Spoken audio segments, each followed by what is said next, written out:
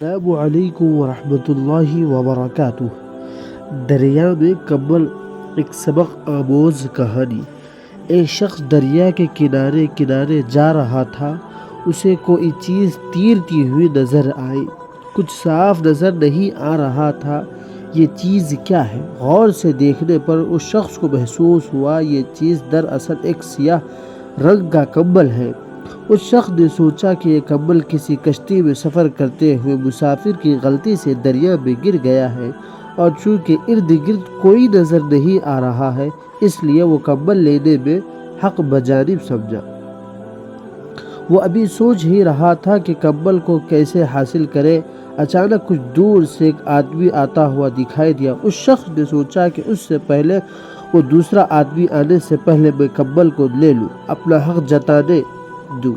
یہ خیال آتے ہی اس شخص نے دیکھا دریا میں چھلانگ لگا دی اور تیزی سے کمبل کی طرف تیرتا ہوا اور آنن فانن کمبل کو دبوچ کر اپنی طرف کھینچا۔ اس کی حیرت کی انتہا نہ رہی جب کمبل نے اپنی طرف کھینچنا شروع کر دیا۔ اس کا کھینچنا تانی میں اس شخص پر یہ عقیدہ کھلا کہ یہ کمبل در حقیقت ایک ریچھ ہے جو دریا کے بہاؤ کے ساتھ ساتھ بڑھتا جا رہا ہے۔